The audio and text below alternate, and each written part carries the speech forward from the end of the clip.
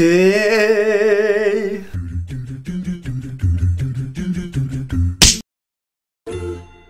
J'espère que vous allez bien et d'abord j'aimerais vous dire pardon parce que j'ai pas sorti de vidéo les 2 derniers vendredis parce que j'avais des raisons qui font que je n'ai pas pu les sortir et je garderai ça pour moi. En attendant, me voici de retour pour cette vidéo.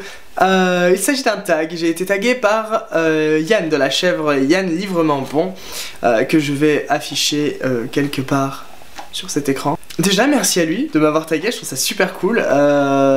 Du coup c'est vraiment un tag au niveau des livres et ça va me permettre, comme il dit, de pourquoi pas me dévoiler un peu plus sur mon rapport avec les livres et les achats de livres, tout ça. Ne perdons pas une minute et commençons. Question numéro 1.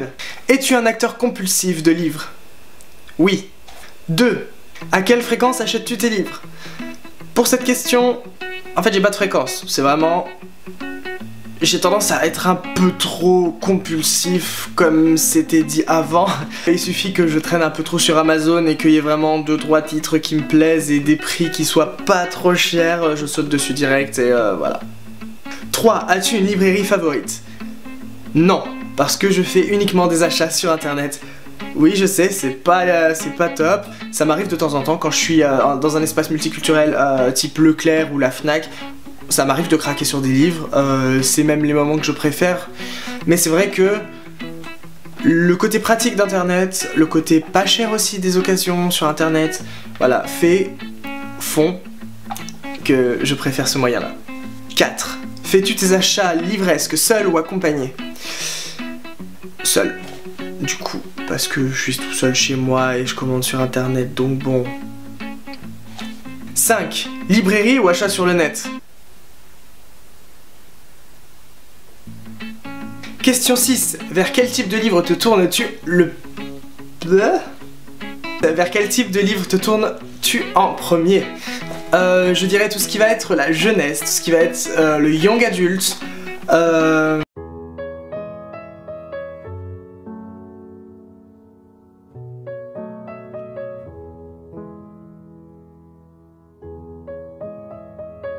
Bon, désolé si la luminosité a changé, ma batterie a totalement pété les plombs, du coup j'ai dû la mettre à charger. J'espère que le raccord ne sera pas trop dégueulasse.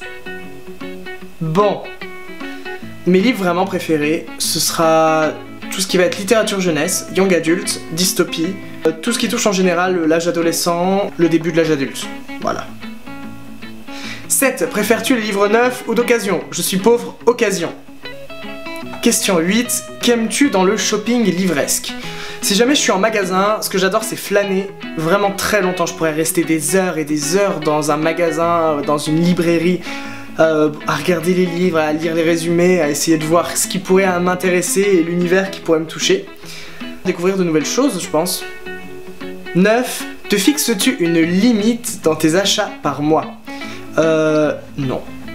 En fait, j'ai pas vraiment de quota, on va dire. Si jamais j'ai de l'argent, c'est mort. Je peux m'acheter là les livres. Et si jamais j'ai pas de sous, bah voilà. Y a pas vraiment de limite en fait. 10. Combien de livres compte ta wishlist? J'ai regardé avant de faire cette vidéo, j'en suis à 85. Je vais pas vivre assez longtemps pour pouvoir lire les livres que je veux lire. 11. Cite 3 livres que tu veux là tout de suite. Le premier, je dirais, le 2e tome des Travaux d'Apollon, la dernière saga en date de Rick Riordan. Donc le tome 2 n'est pas encore sorti en France. Le titre original s'appelle The Dark Prophecy et je l'attends avec impatience. Dès qu'il sort, je fonce dessus directement. Pour le deuxième, je dirais Nightfall, sorti aux éditions PKJ. Parce que j'adore le concept. En fait, c'est des gens qui vivent sur une île et après 14 années de jour, en fait, suivent 14 années de nuit. Et en fait, la nuit, c'est quelque chose de très dangereux et il y a des adolescents qui vont rester sur cette île en se disant « Bon, c'est rien, c'est une légende ». Et en fait, ça va pas se passer comme prévu. Et le dernier, je dirais, la version papier du scénario des Animaux Fantastiques écrit par J.K. Rowling. Parce que, en tant que scénariste, ça me semble logique déjà.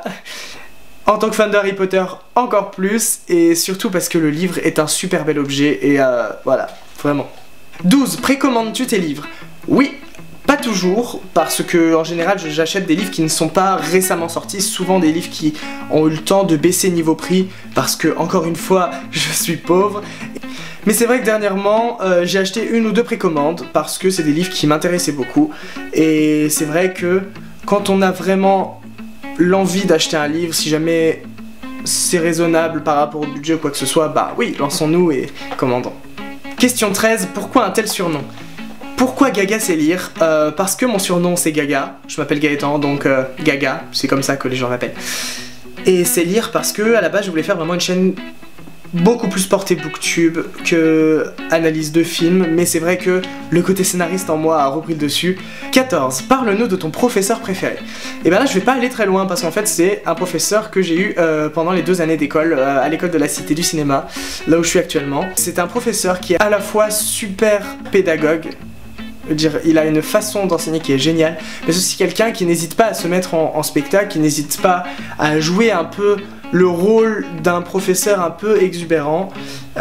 Il est absolument génial. J'ai appris 10 fois plus que pendant le restant de ma vie, même dans les livres de scénario, quoi que ce soit. C'est vraiment avec ce professeur-là que j'ai appris des choses et voilà, j'aimerais le remercier. Je dirais pas son nom, mais voilà. 15. Quel est ton premier concert? Le premier concert que j'ai vu de ma vie, c'était une comédie musicale, c'était à Bordeaux et c'était 1789, les Amants de la Bastille.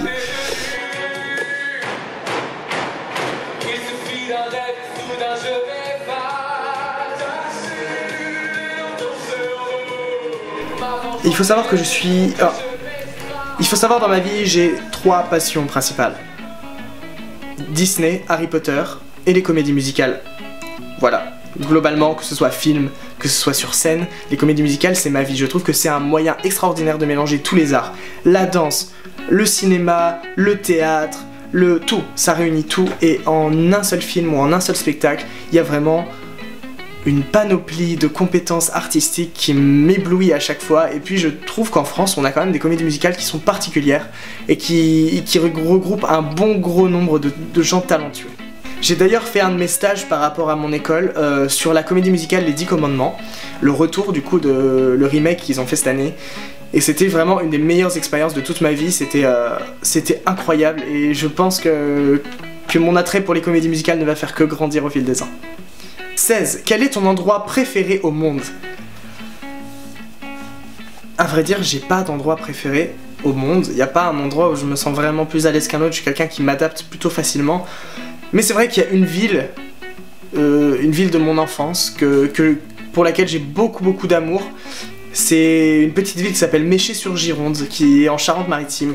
C'est un petit village, enfin un petit village, c'est une petite ville ou un grand village, je sais pas trop.